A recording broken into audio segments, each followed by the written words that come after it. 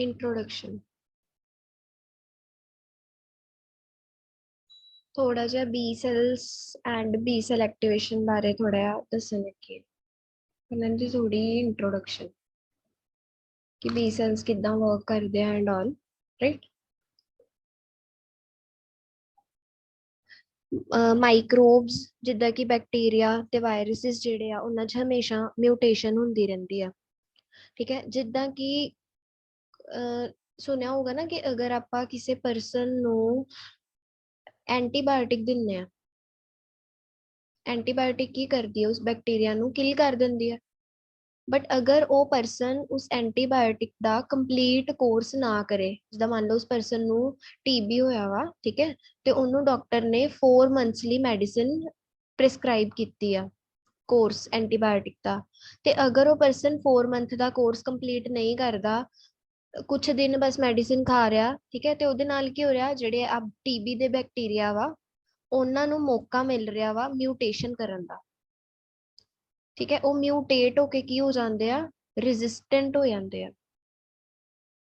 ਤੇ ਫਿਰ ਜਦੋਂ ਪਰਸਨ ਨੂੰ ਦੁਬਾਰਾ ਤੋਂ ਇਨਫੈਕਸ਼ਨ ਹੋ ਜਾਂਦੀ ਹੈ, ਟੀਬੀ ਦੀ ਵੱਧ ਜਾਂਦੀ ਇਨਫੈਕਸ਼ਨ, ਤੇ ਉਹ ਜਦੋਂ ਉਹਨੂੰ ਆਪਾਂ ਦੁਬਾਰਾ ਸੇਮ ਐਂਟੀਬਾਇਓਟਿਕ ਉਸ ਪਰਸਨ ਨੂੰ ਦਿੰਨੇ ਆ ਤੇ ਉਸ ਐਂਟੀਬਾਇਓਟਿਕ ਦਾ ਕੋਈ ਇਫੈਕਟ ਨਹੀਂ ਪੈਂਦਾ ਪਰਸਨ ਤੇ, ਮਤਲਬ ਉਹਦੀ ਪ੍ਰੋਬਲਮ ਵੱਧਦੀ ਜਾਂਦੀ ਆ। ਕਿਉਂ? ਕਿਉਂਕਿ ਉਹਦੀ ਬੋਡੀ ਦੇ ਜਿਹੜੇ ਬੈਕਟੀਰੀਆਜ਼ ਆ ਉਹ ਸਾਰੇ ਐਂਟੀਬਾਇਓਟਿਕ ਰੈਜ਼ਿਸਟੈਂਟ ਹੋ ਚੁੱਕੇ ਆ। ਠੀਕ ਹੈ, ਮਤਲਬ ਕਹਿਣ ਦਾ ਇਹ ਮਤਲਬ ਆ ਕਿ ਜਿੰਨੇ ਵੀ ਵਾਇਰਸਿਸ ਤੇ ਬੈਕਟੀਰੀਆਜ਼ ਹੁੰਦੇ ਆ ਉਹ ਮਿਊਟੇਟ ਹੁੰਦੇ ਰਹਿੰਦੇ ਆ। ਮੀਨਸ ਕਿ ਉਹਨਾਂ ਦੀ ਡੀਐਨਏ ਵਿੱਚ ਕੁਝ ਚੇਂਜਸ ਆਉਂਦੇ ਰਹਿੰਦੇ, ਉਹਨਾਂ ਦੀ ਬੋਡੀ 'ਚ ਕੁਝ ਚੇਂਜਸ ਆਉਂਦੇ ਰਹਿੰਦੇ ਆ, ਜਿਹੜੇ ਕਿ ਉਹਨਾਂ ਨੂੰ ਸਾਡੇ ਇਮਿਊਨ ਸਿਸਟਮ, ਮਤਲਬ ਜਿਹੜੇ ਇਮਿਊਨ ਡਿਫੈਂਸ ਸਿਸਟਮ ਆ ਸਾਡਾ, ਉਹਦੇ ਤੋਂ ਰੈਜ਼ਿਸਟੈਂਟ ਬਣਾਉਂਦੇ ਰਹਿੰਦੇ ਆ। ਕਿਉਂਕਿ ਆਫ ਕੋਰਸ ਸਰਵਾਈਵ ਸਭ ਨੇ ਕਰਨਾ ਨਾ। ਤੇ ਇਹਦੇ ਨਾਲ ਕਿ ਹੁਣ ਕਿਉਂਕਿ ਬੈਕਟੀਰੀਆਸ ਤੇ ਵਾਇਰਸਿਸ ਵੀ ਮਿਊਟੇਟ ਕਰ ਰਿਹਾ, ਤੇ ਇਮਿਊਨ ਸਿਸਟਮ ਦੀ ਅੱਛੀ ਵਰਕਿੰਗ ਵਾਸਤੇ ਕੀ ਹੋਣਾ ਚਾਹੀਦਾ, ਇਮਿਊਨ ਸਿਸਟਮ ਨੂੰ ਵੀ ਅਡੈਪਟ ਕਰਨਾ ਚਾਹੀਦਾ। ਕੁਝ ਨਵੇਂ-ਨਵੇਂ ਕਾਊਂਟਰ ਵੈਪਨਸ ਬਣਾਉਣੇ ਚਾਹੀਦੇ ਆ, ਜਿਹਦੇ ਨਾਲ ਕਿ ਜਿਹੜੇ ਮਾਈਕਰੋਬਸ, ਡਿਜ਼ੀਜ਼ ਕਾਜ਼ਿੰਗ ਪੈਥੋਜਨਸ ਆ, ਇਹਨਾਂ ਨੂੰ ਖਤਮ ਕੀਤਾ ਜਾ ਸਕੇ। ਸੋ ਹੁਣ ਮੈਂ ਇੱਥੇ ਥੋੜਾ ਜਿਹਾ ਦੱਸ ਰਹੀ ਹਾਂ ਕਿ bacteria and viruses are mutating, मतलब ये mutate हो रहे हैं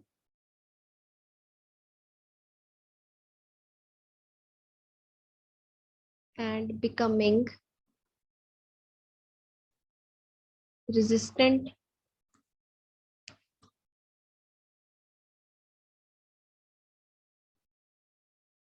to hosts immune defenses।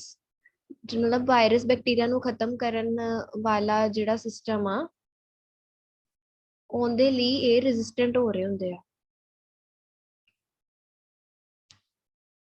So immune system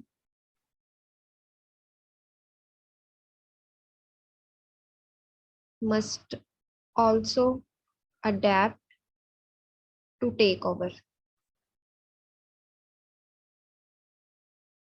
मतलब ਇਹਨਾਂ ਨੂੰ ਬੈਕਟੀਰੀਆਜ਼, ਪੈਥੋਜਨਸ ਨੂੰ ਕਿਲ ਕਰਨ ਵਾਸਤੇ ਇਮਿਊਨ ਸਿਸਟਮ ਨੂੰ ਵੀ ਚੇਂਜ ਹੋਣਾ ਪੈਂਦਾ।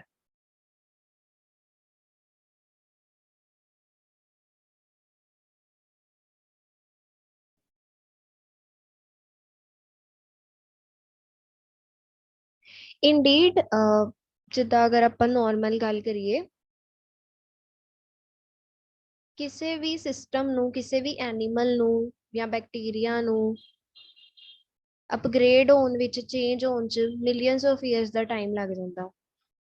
ਠੀਕ ਹੈ, ਸੋ ਏਦਾਂ ਹੀ ਫਿਸ਼ਿਸ ਦੇ ਵਿੱਚ 200 ਮਿਲੀਅਨ ਈਅਰਸ ਪਹਿਲਾਂ ਜਾ ਕਿਤੇ ਅਲਟੀਮੇਟ ਡਿਫੈਂਸ, ਮਤਲਬ ਕਿ ਇਮਿਊਨ ਸਿਸਟਮ ਜਿਹੜਾ ਸੀ ਉਹ ਬਹੁਤ ਪ੍ਰਿਮਿਟਿਵ ਫਾਰਮ ਚ ਬਣਿਆ ਸੀ। ਠੀਕ ਹੈ, ਫਿਰ ਹੁਣ ਅੱਗੇ ਚੱਲ ਕੇ ਜਿੱਦਾਂ ਜਿੱਦਾਂ ਐਵੋਲੂਸ਼ਨ ਹੁੰਦੀ ਗਈ, ਫਿਸ਼ਿਸ ਤੋਂ ਅੱਗੇ ਐਮਫੀਬੀਅਨਸ, ਰੈਪਟਾਈਲਸ, ਬਰਡਸ, ਹਿਊਮਨਸ ਜਦੋਂ ਬਣੇ, ਤਾਂ ਇਮਿਊਨ ਸਿਸਟਮ ਵੀ ਓਨਾ ਜ਼ਿਆਦਾ ਅਪਗ੍ਰੇਡ ਹੁੰਦਾ ਗਿਆ, ਸੋਫਿਸਟੀਕੇਟਡ ਹੁੰਦਾ ਗਿਆ। ਠੀਕ ਹੈ, ਤੇ ਹੁਣ ਅਗਰ ਇਮਿਊਨ ਸਿਸਟਮ ਹਿਊਮਨਸ ਦਾ ਸੋਫਿਸਟੀਕੇਟਡ ਨਾ ਹੋਵੇ, ਤੇ ਇਹ ਚੀਜ਼ ਪੋਸੀਬਲ ਨਹੀਂ ਹੈਗੀ ਕਿ ਹਿਊਮਨ ਆਪਣੇ ਆਪ ਨੂੰ ਡਿਜ਼ੀਜ਼ ਤੋਂ ਬਚਾ ਸਕਦੇ, ਹਨਾ। ਸੋ अपने अपनी जिहड़ी खूबी आ ना, ह्यूमनस दी जिहड़ी खूबी आ, उन्हां कोल अडैप्टिव इम्यून सिस्टम आ। अडैप्टिव मतलब depending upon the situation with as, as soon as वो किसी भी न्यू पैथोजन ਨੂੰ एनकाउंटर करता, ਉਹ अपना ਜਿਹੜਾ ਇਮਿਊਨ ਸਿਸਟਮ ਆ ਉਹਨੂੰ डिफेंस करता, मतलब कि ਉਹਨੂੰ खत्म करने की कोशिश करता। ਇਹ ਸਾਨੂੰ ਬਾय ਬਰਥ नहीं मिलता अडैप्टिव सिस्टम, अडैप्ट कर रहा ना, डिपेंडिंग अपॉन द सिचुएशन ये चेंज हो रहा, स्ट्रोंग हो रहा, अपडेट हो रहा, अपग्रेड हो रहा। ठीक है, ताकि होर इफेक्टिवली पैथोजन का सामना किया जा सके। ठीक है, so adaptive immune system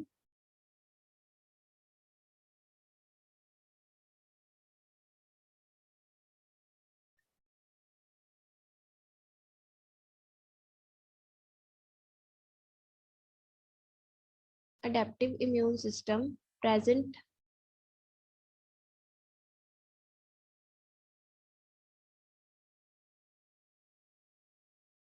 in humans makes their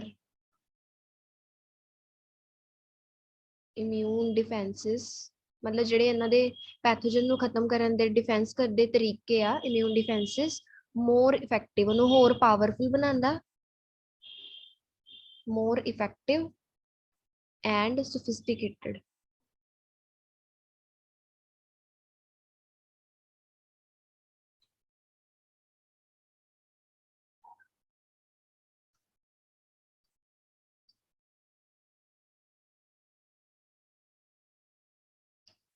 ਤੇ ਫਸਟ ਆਫ ਆਲ ਆਪਾਂ ਬੀ ਸੈੱਲ ਬਾਰੇ ਗੱਲ ਕਰਾਂਗੇ। ਜਿੱਦਾਂ ਕਿ ਬਾਕੀ ਦੇ ਬਲੱਡ ਸੈਲਸ ਹੁੰਦੇ ਆ, ਬੀ ਸੈਲਸ ਜਿਹੜੇ ਆ ਉਹ ਕੀ ਕਰਦੇ ਆ, ਉਹ ਵੀ ਬੋਨ ਮੈਰੋ ਵਿੱਚ ਡਿਵੈਲਪ ਹੁੰਦੇ ਆ। B cells are developed in bone marrow। okay, basically stem cells ਹੁੰਦੇ ਆ ਬੋਨ ਮੈਰੋ ਵਿੱਚ, ਉੱਥੋਂ ਦੀ ਬੀ ਸੈਲਸ ਬਣਦੇ ਆ। Nearly 1 billion B cells develop ਹੁੰਦੇ ਆ ਹਰ ਦਿਨ during the entire life of human. So even ਕੋਈ ਇੱਕ ਓਲਡ ਗਾਏ ਵੀ ਹੋਵੇ ਤਾਂ ਵੀ ਉਹਦੀ ਬੋਡੀ ਵਿੱਚ ਫਰੈਸ਼ਲੀ ਮੇਡ ਬੀ ਸੈਲਸ ਹੁੰਦੇ ਆ। अर्ली डेज ਦੇ ਵਿੱਚ ਜਦੋਂ ਬੋਨ ਮੈਰੋ ਚ ਹੁੰਦੇ ਆ, ਬੀ ਸੈਲਸ ਜਿਹੜੇ ਹੁੰਦੇ ਆ ਉਹ ਬੇਸਿਕਲੀ ਦੋ ਟਾਈਪ ਦੇ ਪ੍ਰੋਟੀਨਸ ਬਣਾਉਂਦੇ ਆ, ਬੀ ਸੈਲ ਰਿਸੈਪਟਰਸ, ਤੇ ਜਿਹੜੇ ਇਹ ਰਿਸੈਪਟਰਸ ਹੁੰਦੇ ਆ ਉਹ ਬੀ ਸੈਲ ਦੀ ਸਰਫੇਸ ਦੇ ਉੱਪਰ ਅਰੇਂਜ ਹੁੰਦੇ ਆ। ठीक है, the antibody molecule is almost identical to the B cell receptor except that it lacks the protein sequence at the tip of the heavy chain which anchor the BCR to the outside of the cell। Lacking this anchor, the antibody molecule is exposed out of the B cell and is free to travel around the body to do its thing। ਹੁਣ ਮੈਂ ਥੋੜਾ ਜਿਹਾ ਇਹਦੇ ਬਾਰੇ ਦੱਸ ਦਿੰਦੀ ਕਿ ਜੋ ਵੀ ਮੈਂ ਹੁਣੇ ਤੁਹਾਨੂੰ B cell ਦਾ ਦੱਸਿਆ।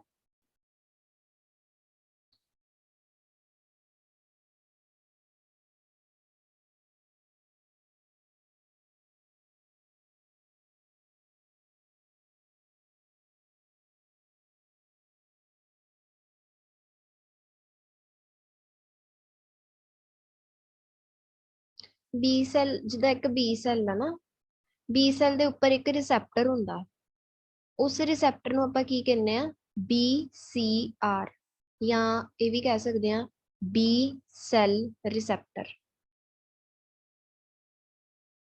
ठीक,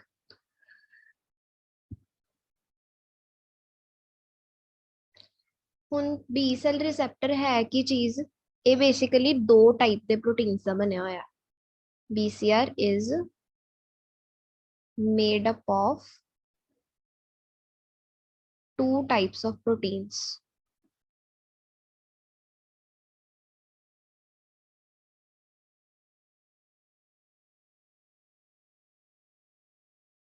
ठीक है, फर्स्ट टाइप ऑफ प्रोटीन जो है वो HC है और दूसरा HL है।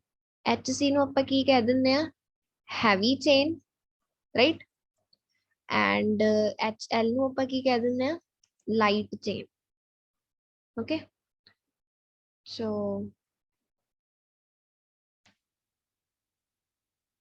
ये दोनों ही ऑफ कोर्स की ने प्रोटीन्स ने, ठीक है। ते प्रोटीन्स कौन कोड करता, एनकोडेड बाय अ जीन, कोई कोई एक जीन आ इनू कोड करता।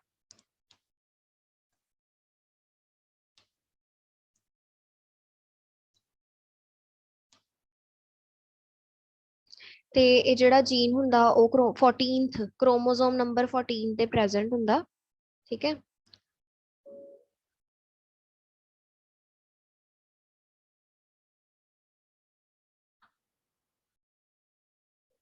ਕਿੱਦਾਂ ਕਿੱਦਾਂ ਕਿੱਦਾਂ ਜਿਹੜਾ ਜੀਨ ਹੁੰਦਾ जीन आ प्रोटीन बनांदा, जीन दे विच इंफॉर्मेशन हुंदी है HC बनाउण दी ते HL बनाउण दी। बेसिकली एक प्रोटीन है ये, दो डिफरेंट तरह दी प्रोटीन्स हुंदियां। एक्चुअली एंटीबॉडी हुंदी है ना, जिद्दां अपनी वाई शेप एंटीबॉडी हुंदी है, ओहदे विच इदां रहिंदे आ ना, एक दो हैवी चेन्स हुंदियां, एक लाइट, दो लाइट चेन हुंदियां। जेह्ड़ी हैवी दो दोनों चेन आइडेंटिकल हुंदियां, दोनों लाइट चेन भी आइडेंटिकल हुंदियां। ते है कि बेसिकली प्रोटीन्स ने, ते प्रोटीन्स आंदे कित्थों आ, जीन तो आंदे आ। ट्रांसलेशन ट्रांसक्रिप्शन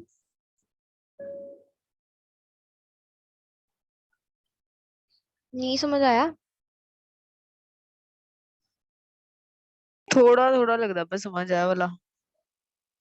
यार इन्ना सिंपल दस रही मैं कि BCR की आ, ਉਹ ਦੋ ਤਰ੍ਹਾਂ ਦੇ ਪ੍ਰੋਟੀਨਸ ਦਾ ਬਣਿਆ ਹੋਇਆ। ਨਹੀਂ ਇਹ ਵੀ ਲੱਗ ਗਿਆ ਸਮਝ ਕਿ BCR ਦੋ ਤਰ੍ਹਾਂ ਦੇ ਪ੍ਰੋਟੀਨ ਦਾ ਬਣਿਆ, ਇੱਕ ਹੈਵੀ ਚੇਨ ਇੱਕ ਲਾਈਟ ਚੇਨ। ਫਿਰ ਤੂੰ ਕਹਿੰਦਾ ਇਹਨੂੰ ਇਨਕੋਡਡ ਹੁੰਦੀ ਹੈ ਬਾਏ ਜੀਨ, ਪਰ ਇਨਕੋਡਡ ਕੀ ਹੈ ਤੇ ਕਿੱਦਾਂ ਮਤਲਬ ਜੀਨ ਦੇ ਥਰੂ ਕਿੱਦਾਂ? ਇਨਕੋਡਡ ਮਤਲਬ ਕਿ ਇੱਕ ਜੀਨ ਹੁੰਦਾ ਜਿਹੜਾ ਕਿ ਇਹਨਾਂ ਪ੍ਰੋਟੀਨਸ ਨੂੰ ਬਣਾਉਂਦਾ ਵਾ। DNA ਆ ਜਿਹਦੇ ਵਿੱਚ ਇਨਫੋਰਮੇਸ਼ਨ ਆ ਹੈਵੀ ਚੇਨ ਬਣਾਉਣ ਦੀ ਤੇ ਲਾਈਟ ਚੇਨ ਬਣਾਉਣ ਦੀ। ਜਿੱਦਾਂ ਹੁਣ ਆਪਣੀ ਬੋਡੀ ਆ, ਆਪਣੀ ਬੋਡੀ ਵਿੱਚ ਮੰਨ ਲਾ ਇਨਸੂਲਿਨ ਦਾ ਪ੍ਰੋਟੀਨ ਬਣਨਾ ਵਾ, ਤੇ ਉਹਦੀ ਇਨਫੋਰਮੇਸ਼ਨ ਕਿਹਦੇ ਚ ਆ, ਕਿਸੇ ਜੀਨ ਚ ਹੈਗੀ ਆ ਨਾ। ਹਾਰਮੋਨ ਬਣਨਾ ਕੋਈ, ਪ੍ਰੋਟੀਨ ਬਣਨਾ ਕੋਈ, ਤੇ ਉਹਨੂੰ ਪ੍ਰੋਟੀਨ ਬਣਾਉਣ ਦੀ ਰੈਸਿਪੀ ਕਿੱਥੇ ਆ, DNA ਦੇ ਵਿੱਚ ਆ ਨਾ ਉਹਨੂੰ ਪ੍ਰੋਟੀਨ ਬਣਾਉਣ ਦੀ ਰੈਸਿਪੀ। ਸੋ ਉਹੀ ਸੇਮ ਚੀਜ਼ ਦੱਸ ਰਹੀ ਹਾਂ ਇੱਥੇ ਮੈਂ, ਕਿ ਇੱਕ ਜੀਨ ਆ, ਉਸ ਜੀਨ ਦੇ ਵਿੱਚ ਹੈਵੀ ਚੇਨ ਬਣਾਉਣ ਦੀ ਰੈਸਿਪੀ ਔਰ ਲਾਈਟ ਚੇਨ ਬਣਾਉਣ ਦੀ ਰੈਸਿਪੀ ਪ੍ਰੈਜ਼ੈਂਟ ਆ। ਠੀਕ ਹੈ ਠੀਕ ਹੈ ਠੀਕ ਹੈ। ਹਾਂ, ਤੇ ਇਹ ਜੀਨ ਪ੍ਰੈਜ਼ੈਂਟ ਕਿੱਥੇ ਆ, ਜਿਹੜਾ ਆਪਣਾ ਕ੍ਰੋਮੋਸੋਮ ਨੰਬਰ 14 ਆ ਉਹਦੇ ਵਿੱਚ। अपने को बहुत सारे क्रोमोसोम है ना, 23 क्रोमोसोम्स आ, 23 पेयर ऑफ क्रोमोसोम आ, ते क्रोमोसोम ਜਿਹੜਾ 14th क्रोमोसोम आ ਉਹਦੇ ਵਿੱਚ ਇਹ ਜੀਨ ਪ੍ਰੈਜ਼ੈਂਟ ਆ। मतलब हैवी चेन लाइट चेन बनाने ਦਾ ਜੀਨ ਲੱਗ ਗਿਆ ਸਮਝ। ओके।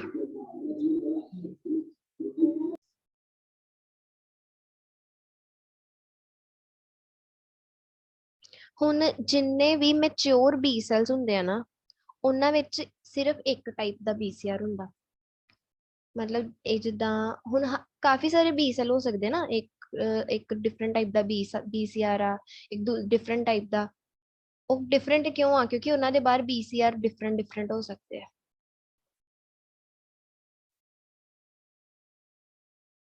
ਤੇ ਹੋਏਗਾ ਬਸ यहाँ दो दो हैवी चेन्स होंगे, दो लाइट चेन्स होंगे। समझ नहीं आ रहा ना तेनों? हैगी भी हाँ। ਆਹੋ पता लग गया? अगे पता नहीं पता लगा तो दस रिपीट करा। ਇਹ ਲਾਸਟ ਵਾਲਾ ਫੇਰ ਨਹੀਂ ਪਤਾ ਲੱਗਾ ਕਿੱਦਾਂ। जेडे BCR है ना, BCR देख दोबारा दस दिया मैं, नवी स्लाइड पे दस।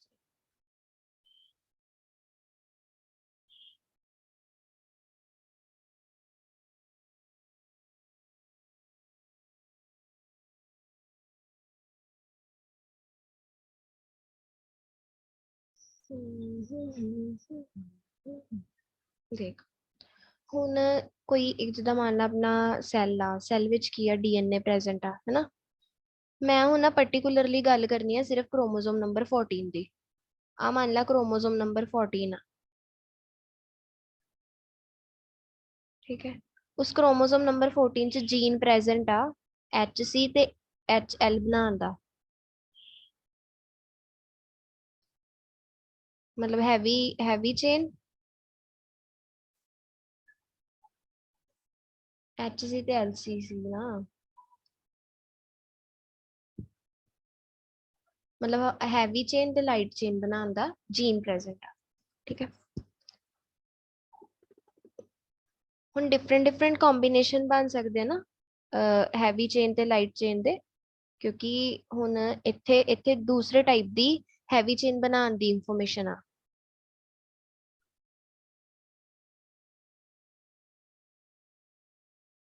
ਠੀਕ ਹੈ, ਹੁਣ ਦੇਖ, ਹੁਣ ਮੈਂ ਪਹਿਲਾਂ ਇਹਦੀ ਗੱਲ ਕਰ ਰਾਂਗੀ, ਇਹਦੀ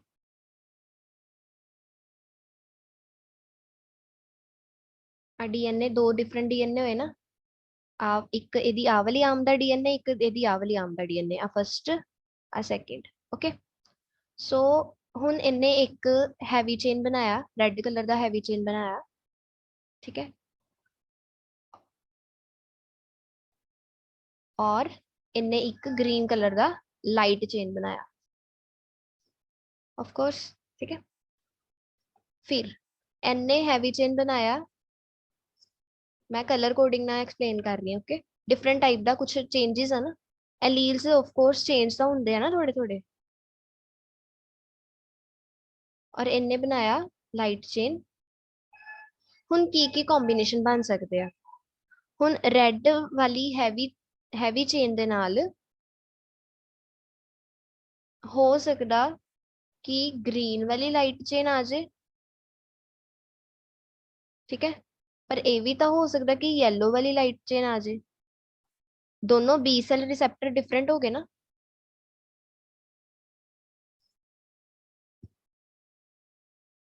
ठीक है, समझ आ रहे हैं नहीं? हाँ, हुन ਏਦਾਂ भी तो हो सकता है कि पर्पल वाली हैवी चेन दे नाल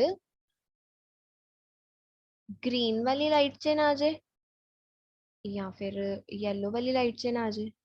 सो एक पर्सन दे विच मैक्सिमम 4 डिफरेंट टाइप दे BCRs बन सकते हैं।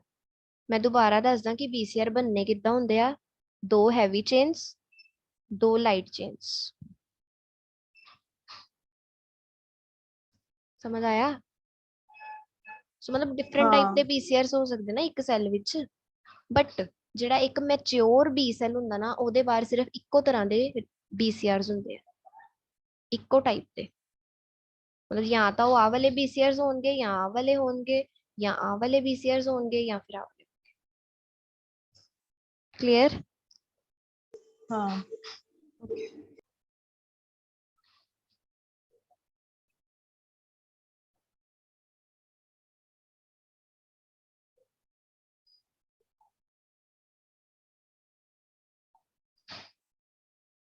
ਹੁਣ ਆਪਾਂ ਗੱਲ ਕਰਨੀ ਆ कि BCR सिग्नल कितना करता।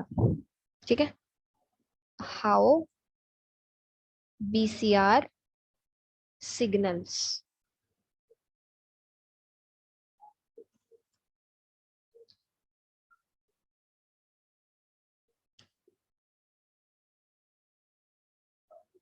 बेसिकली एक एंटीजन ਹੁੰਦਾ ਨਾ, ਜਿੱਦਾਂ एंटीजन ਆ, एंटीजन ਦੇ ਉੱਪਰ ਕੁਝ ਐਪੀਟੋਪ ਹੁੰਦੀ ਉਹਦੀ, सिर्फ उस एपिटोप ਨੂੰ ਪਹਿਚਾਨਦਾ बी सेल। समझ आया? एपिटोप मतलब कुछ रिसेप्टर टाइप प्रोटीन टाइप ਹੁੰਦੀ ਜਿਨਵੇਂ BCR ਪਹਿਚਾਨਦਾ। ਜਿੱਦਾਂ ਹੁਣ ਕੋਈ ਸਾਡੇ ਕੋਲ ਐਨਾਲੋਜੀ ਅਗਰ ਮੈਂ ਇਹਦੀ ਦੱਸਾਂ, ਐਨਾਲੋਜੀ ਨਾਲ ਅਗਰ ਸਮਝਾਵਾਂ, ਤਾਂ ਜਿੱਦਾਂ ਇੱਕ ਹਿਊਮਨ ਆ, ਠੀਕ ਹੈ, ਹੁਣ ਦੋ ਹਿਊਮਨਸ ਨੂੰ ਮੈਂ ਮਤਲਬ ਡਿਫਰੈਂਸ਼ੀਏਟ ਕਿੱਦਾਂ ਕਰਦੀ ਆ, ਫੇਸ ਤੋਂ, ਕਿ ਇਹਦਾ ਫੇਸ ਡਿਫਰੈਂਟ ਆ, ਇਹਦਾ ਫੇਸ ਡਿਫਰੈਂਟ ਆ। ਪੂਰਾ ਹੱਥ ਪੈਰ ਦੇ ਸਟਰਕਚਰ ਥੋੜੀ ਸਾਨੂੰ ਸਭ ਦੇ ਯਾਦ ਹੁੰਦੇ ਆ, ਸਿਰਫ ਫੇਸ ਦਾ ਸਟਰਕਚਰ ਯਾਦ ਹੁੰਦਾ। ਸਿਮਿਲਰਲੀ ਜਿਹੜਾ BCR ਆ ਨਾ, ਉਹ ਡਿਫਰੈਂਟ ਐਂਟੀਜਨਸ ਨੂੰ ਉਹਨਾਂ ਦੇ ਐਪੀਟੋਪ ਤੋਂ ਪਹਿਚਾਨਦਾ ਵਾ। ਪੂਰਾ ਐਂਟੀਜਨ ਨਹੀਂ ਉਹ ਦੇਖਦੇ, मतलब कि ਉਹ ਚ ਕਿੱਦਾਂ ਦੇ ਪ੍ਰੋਟੀਨ ਆ ਜਾਂ ਕੀ ਚੀਜ਼ ਆ, ਸਿੰਪਲੀ ਉਹਨੇ ਐਪੀਟੋਪ ਤੋਂ ਪਹਿਚਾਨਣਾ। ਰੈਕੋਗਨੀਸ਼ਨ मतलब एपिटोप तो ਉਹਨੇ recognition करनी है। डन? हाँ।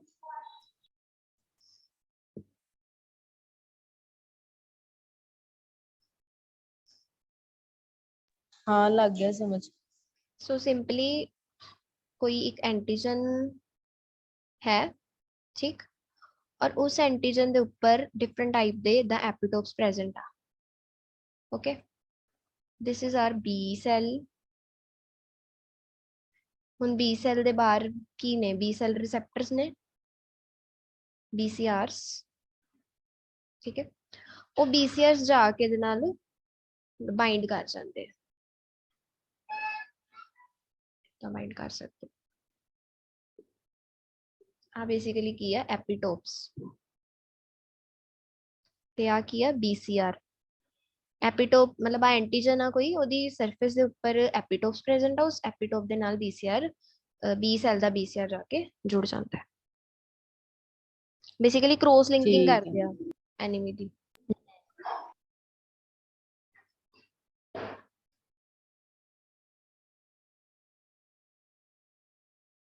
ਓਕੇ, ਸੋ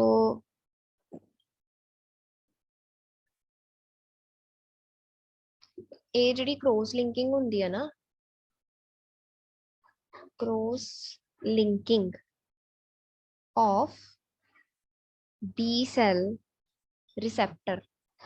B cell receptor मतलब BCR। BCR with epitope of antigen,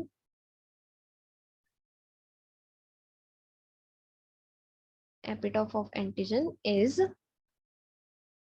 essential for activation of B cell। मतलब बेसिकली B cell ਦੀ ਐਕਟੀਵੇਸ਼ਨ ਵਾਸਤੇ B cell ਰਿਸੈਪਟਰ ਦੀ ਐਂਟੀਜਨ ਦੇ ਐਪੀਟੋਪ ਦੇ ਨਾਲ ਕ੍ਰੋਸ ਲਿੰਕਿੰਗ ਕੰਪਲਸਰੀ ਹੈ। ਓਕੇ, ठीक है। ਸੋ ਮੈਂ ਹੁਣ ਥੋੜਾ ਜਿਹਾ ਇਹਦੇ ਬਾਰੇ ਸਿਗਨਲਿੰਗ ਦਾ ਸਮਝਾਉਣ ਵਾਸਤੇ ਥੋੜਾ ਡਿਟੇਲਡ ਸਟਰਕਚਰ ਬਣਾਉਣਾ ਚਾਹੂੰਗੀ।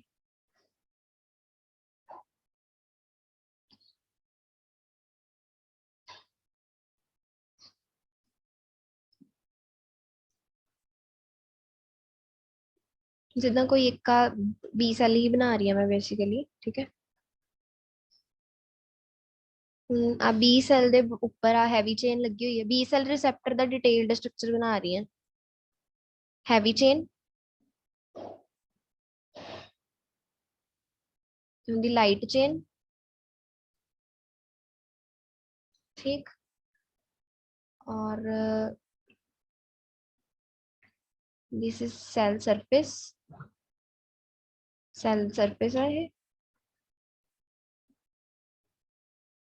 आ सेल दे अंदर वाला पार्ट मतलब इनसाइड द सेल, ठीक। हुन जेडी सेल सरफेस है ना, ਉਹਦੇ ਉੱਪਰ ਦੋ ਟਾਈਪ ਦੇ ਮੋਲੀਕਿਊਲਸ ਪਾਏ ਜਾਂਦੇ ਆ। ਇਹਨਾਂ ਨੂੰ ਆਪਾਂ ਕੀ ਕਹਿੰਦੇ? ਅਸੈਸਰੀ ਪ੍ਰੋਟੀਨਸ ਵੀ ਕਹਿ ਦਿੰਦੇ ਆ ਬੇਸਿਕਲੀ। ਲਾਈਕ ਇੱਥੇ ਦੋ ਦੋ ਪ੍ਰੋਟੀਨਸ ਪਾਏ ਜਾਂਦੇ, ਕਿੱਧਰ ਕਿੱਧਰ। ਬਲੂ ਵਾਲਾ ਪ੍ਰੋਟੀਨ ਇਹਨੂੰ ਆਪਾਂ ਕਹਿੰਦੇ IG ਬੀਟਾ। ਸਿਮਿਲਰਲੀ ਇੱਕ ਹੋਰ ਪ੍ਰੋਟੀਨ ਹੁੰਦਾ, ਓਕੇ, ਔਰ ਉਹਨੂੰ ਆਪਾਂ ਕਹਿੰਦੇ ਆ, ਇਹਨੂੰ ਆਪਾਂ ਕਹਿੰਦੇ IG ਐਲਫਾ, ਠੀਕ ਹੈ। ਔਰ ਇਹ ਦੋਨੋਂ ਜਿਹੜੇ ਮੋਲੀਕਿਊਲਸ ਹੁੰਦੇ ਆ ਨਾ,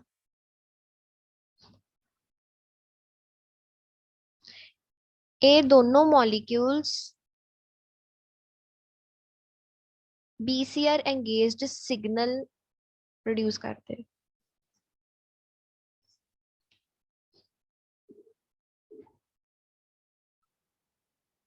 मतलब एक चेन रिएक्शन स्टार्ट हो जाती है ਜਦੋਂ BCR बाइंड कर गया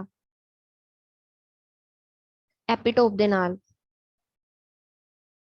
एंटीजन दे एपीटोप दे नाल BCR बाइंड कर गया, ਉਹਦੀ ਬਾਈਂਡਿੰਗ ਨਾਲ ਕੀ ਹੁੰਦਾ? IG ਐਲਫਾ ਤੇ ਆਈਜੀ ਬੀਟਾ, ਇਹ ਦੋਨੋਂ ਮੋਲੀਕਿਊਲਸ ਕੀ ਕਰਦੇ ਆ, ਸੈਟ ਆਫ ਕਰ ਦਿੰਦੇ ਇੱਕ chain reaction, set off a chain reaction, ਮਤਲਬ ਇੱਕ ਚੇਨ ਰਿਐਕਸ਼ਨ ਸਟਾਰਟ ਹੋ ਜਾਂਦੀ ਹੈ which sends BCR engaged signal, मतलब BCR engaged signal produce कर। सो ये बहुत इंपॉर्टेंट आ BCR ਦਾ ਐਂਟੀਜਨ ਦੇ ਐਪੀਟੋਪ ਦੇ ਨਾਲ ਕ੍ਰੋਸ ਲਿੰਕ।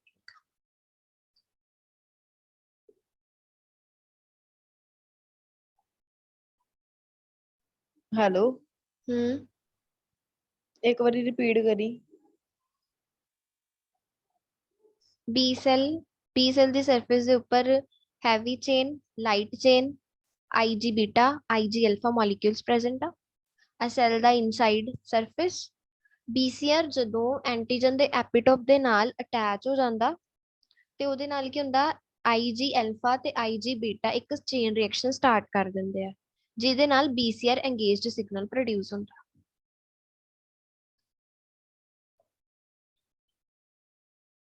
ਸਮਝ ਆ ਗਿਆ ਜਾਂ ਨਹੀਂ? ਹਾਂ ਮਤਲਬ ਇਹਦੇ ਨਾਲ ਕੀ ਹੋਣਾ ਬੇਸਿਕਲੀ ਕਿ ਬੀ ਸੈਲ ਦੀ ਐਕਟੀਵੇਸ਼ਨ ਹੋਣੀ ਆ, ਅੱਗੇ ਚੱਲ ਕੇ ਬੀ ਸੈਲ ਦੀ ਐਕਟੀਵੇਸ਼ਨ ਹੋਣੀ ਆ। ਹੁਣ ਉਹ ਬੀ ਸੈਲ ਐਕਟੀਵੇਸ਼ਨ ਸਾਡੀ ਹੈਗੀ ਟੀ ਸੈਲ ਡਿਪੈਂਡੈਂਟ ਐਕਟੀਵੇਸ਼ਨ ਵੀ ਹੋ ਸਕਦੀ ਆ, ਟੀ ਸੈਲ ਇੰਡੀਪੈਂਡੈਂਟ ਐਕਟੀਵੇਸ਼ਨ ਵੀ ਹੋ ਸਕਦੀ ਆ, ਠੀਕ ਹੈ ਨਾ। ਸੋ ਉਹ ਹੁਣ ਉਹਦੇ ਲਈ ਮਤਲਬ ਆ BCR ਵਾਲਾ ਪਤਾ ਹੋਣਾ ਚਾਹੀਦਾ ਸੀਗਾ ਨਾ, ਸੋ ਦੈਟਸ ਵਾਈ ਇਹ ਮੈਂ ਥੋੜਾ ਜਿਹਾ ਦੱਸਤਾ। ਠੀਕ ਹੈ, ਠੀਕ।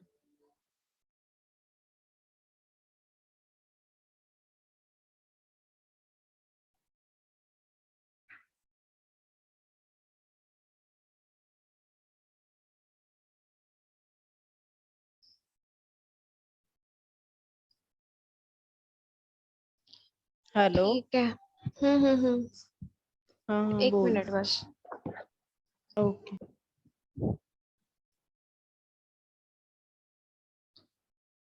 ऑप्सोनाइजेशन पता ऑप्सोनाइजेशन की ਹੁੰਦਾ ਹੈਗਾ? ऑप्सोनाइजेशन ਥੋੜਾ ਦੱਸ ਦਿੰਨੀ ਆ ਮੈਂ ਪਹਿਲਾਂ। ऑप्सोनाइजेशन ਨੂੰ ਆਪਾਂ ਡੈਕੋਰੇਸ਼ਨ ਕਹਿ ਸਕਦੇ ਹਾਂ ਬੇਸਿਕਲੀ, ਠੀਕ ਹੈ। ਜਿੱਦਾਂ ਹੁਣ ਇੱਕ ਐਂਟੀਜਨ ਆ, ਕੋਈ ਇੱਕ ਫੋਰਨ ਪਾਰਟੀਕਲ ਆ ਐਂਟੀਜਨ, ਠੀਕ ਹੈ। ਹੁਣ ਉਸ ਐਂਟੀਜਨ ਨੂੰ ਡੈਕੋਰ ਕਰਨ ਵਾਸਤੇ ਉਹਦੇ ਉੱਪਰ ਕੀ ਕੀਤਾ ਜਾਂਦਾ, ਕੁਝ ਪ੍ਰੋਟੀਨਸ ਜਿਹੜੇ ਅਟੈਚ ਕੀਤੇ ਜਾਂਦੇ ਆ। ਕੌਣ ਕਰਦਾ ਹੈ? ਕੰਪਲੀਮੈਂਟ ਸਿਸਟਮ, ਠੀਕ ਹੈ। ਇਸ ਪ੍ਰੋਸੈਸ ਨੂੰ ਆਪਾਂ ਕੀ ਕਹਿੰਦੇ ਆ? ਆਪਸੋਨਾਈਜੇਸ਼ਨ ਪ੍ਰੋਸੈਸ ਨੂੰ ਕਹਿੰਦੇ ਆ। Remember, the process of decorating the antigen with complement proteins is called opsonization, ਠੀਕ ਹੈ। ਤੇ opsonization ਦਾ ਬੇਸਿਕਲੀ ਹੁੰਦਾ ਕੀ ਆ ਕਿ ਜਿਹੜੀ ਇਫੈਕਟਿਵਨੈਸ ਹੁੰਦੀ ਆ ਬੀ ਸੈਲ ਦੀ ਐਂਟੀਜਨ ਨੂੰ ਰੈਕੋਗਨਾਈਜ਼ ਕਰਨ ਦੀ, ਉਹ ਵੱਧ ਜਾਂਦੀ ਹੈ। ठीक है। ਮਤਲਬ ਇਹਦੇ ਨਾਲ ਅਡੈਪਟ, ਇਹ ਜਿਹੜਾ ਆਪਸੋਨਾਈਜੇਸ਼ਨ ਆ ਨਾ, ਇਹ ਹੈਗਾ ਇਨੇਟ ਇਮਿਊਨਿਟੀ ਦਾ ਪਾਰਟ। ਮਤਲਬ ਇਨੇਟ ਸਿਸਟਮ ਜਿਹੜਾ ਹੈ ਉਹ ਆਪਸੋਨਾਈਜੇਸ਼ਨ ਕਰ ਦਿੰਦਾ, ਕਿਉਂਕਿ ਇਨੇਟ ਸਿਸਟਮ ਨੇ ਆਲਰੇਡੀ ਇਹ ਚੀਜ਼ ਦੇਖ ਲਈ ਆ ਕਿ ਜਿਹੜਾ ਐਂਟੀਜਨ ਆ ਉਹ ਕੀ ਆ, ਡੇਂਜਰ ਆ, ਡੇਂਜਰ, ਤਾਂ ਹੀ ਉਹਦੀ ਆਪਸੋਨਾਈਜੇਸ਼ਨ ਕਰਤੀ।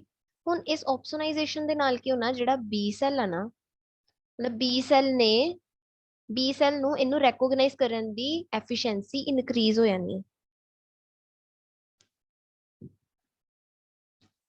BCR ਤੇ ਕੰਪਲੀਮੈਂਟ ਰਿਸੈਪਟਰ ਜਿਹੜੇ, ਇਹਨਾਂ ਨੂੰ ਆਪਾਂ ਜਿਹੜੀ ਆਪਸੋਨਾਈਜੇਸ਼ਨ ਹੋਈ ਹੈ ਨਾ, ਇਹਨੂੰ ਆਪਾਂ ਵੀ ਕਹਿ ਸਕਦੇ ਕੰਪਲੀਮੈਂਟ ਰਿਸੈਪਟਰ।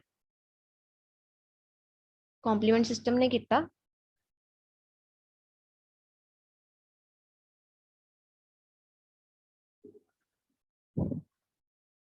ਇਹਨੂੰ ਆਪਾਂ ਰਿਸੈਪਟਰ ਐਂਗੇਜ ਸਿਗਨਲ ਵੀ ਕਹਿ ਸਕਦੇ ਹਾਂ। ਹੁਣ ਇੱਕ ਹੋਰ ਗੱਲ ਕਿਉਂਕਿ ਕੰਪਲੀਮੈਂਟ ਰਿਸੈਪਟਰ ਨੇ ਜਿਹੜੀ ਆਪਸੋਨਾਈਜੇਸ਼ਨ ਹੋਈ ਆ ਉਹਦੇ ਨਾਲ ਬੀ ਸੈਲ ਦੀ ਐਕਟੀਵਿਟੀ ਵੱਧ ਗਈ ਆ, ਮਤਲਬ ਉਹਦੀ ਇਫੈਕਟਿਵਨੈਸ ਇਨਕਰੀਜ਼ ਹੋ ਗਈ ਆ। ਸੋ ਆਪਾਂ ਇਹਨੂੰ ਕੋਰ ਰਿਸੈਪਟਰ ਵੀ ਕਹਿ ਦਿੰਦੇ ਹਾਂ।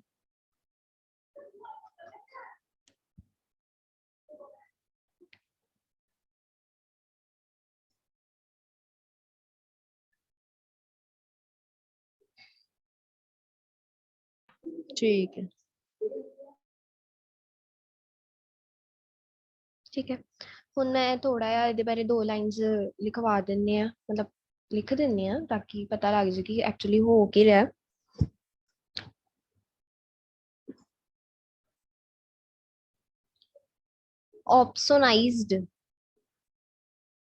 opsonized antigen are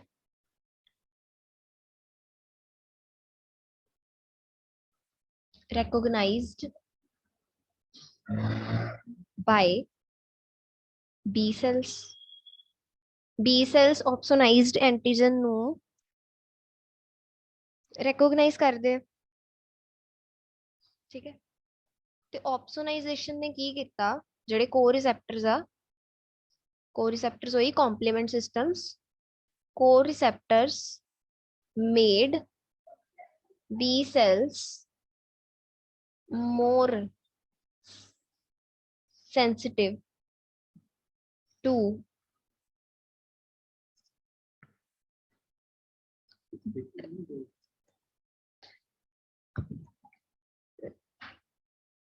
antigen. मतलब क्योंकि एंटीजन ਦੇ ਉੱਪਰ ਕੰਪਲੀਮੈਂਟ ਰਿਸੈਪਟਰਸ ਲਗਾ ਦਿੱਤੇ ਗਏ ਸੀ, ਉਹਦੀ ਆਪਸੋਨਾਈਜੇਸ਼ਨ ਕਰ ਦਿੱਤੀ ਗਈ ਸੀ। ਇਹਦੇ ਨਾਲ ਕੀ ਹੋਇਆ, ਬੀ ਸੈਲ ਜਿਹੜਾ ਸੀਗਾ ਉਹ ਜ਼ਿਆਦਾ ਸੈਂਸਿਟਿਵ ਹੋ ਗਿਆ ਟੁਵਾਰਡਸ ਐਂਟੀਜਨ। ਮਤਲਬ ਉਹਨੇ ਡੇਂਜਰ, ਜਿਹੜਾ ਕਿਸੇ ਵੀ ਐਂਟੀਜਨ ਨੂੰ ਐਜ਼ ਅ ਡੇਂਜਰ ਲੈਣਾ, ਡੇਂਜਰ ਦੀ ਤਰ੍ਹਾਂ ਲੈਣਾ ਜਾਂ ਫਿਰ ਉਹਨੂੰ ਫਰੈਂਡਲੀ ਲੈਣਾ, ਇਹ ਸਾਰਾ ਡਿਪੈਂਡ ਕਰਦਾ ਇਨੇਟ ਸਿਸਟਮ ਤੇ। ਮਤਲਬ ਡਿਸੀਜ਼ਨ ਕਿ ਕੋਈ ਪੈਥੋਜਨ ਸਾਡੀ ਬੋਡੀ ਲਈ ਗੁੱਡ ਆ ਜਾਂ ਬੈਡ ਆ, ਇਹ ਜਿਹੜਾ ਡਿਸੀਜ਼ਨ ਹੁੰਦਾ ਉਹ ਇਨੇਟ ਸਿਸਟਮ ਲੈਂਦਾ। ਅਡੈਪਟਿਵ ਜਸਟ ਉਹਦੇ ਤੇ ਐਕਟ ਕਰਦਾ। ਅਡੈਪਟਿਵ ਸਿਸਟਮ ਉਹਨੂੰ ਖਤਮ ਕਰਨ ਦੀ ਕੋਸ਼ਿਸ਼ ਕਰਦਾ, ਵੈਸੇ ਤਾਂ ਇਨੇਟ ਹੀ ਕਰਨ ਦੀ ਕੋਸ਼ਿਸ਼ ਕਰਦਾ ਖਤਮ, ਬਟ ਅਗਰ ਇਨੇਟ ਤੋਂ ਨਹੀਂ ਹੋ ਰਿਹਾ then we'll move to the adaptive system, our body will move to the adaptive system। okay, so ਹੁਣ next after 15 minutes ਨਾ ਫਿਰ ਆਪਾਂ ਸਟਾਰਟ ਕਰਦੇ ਹਾਂ ਟੀ ਸੈਲ ਡਿਪੈਂਡੈਂਟ ਤੇ T cell independent activation. okay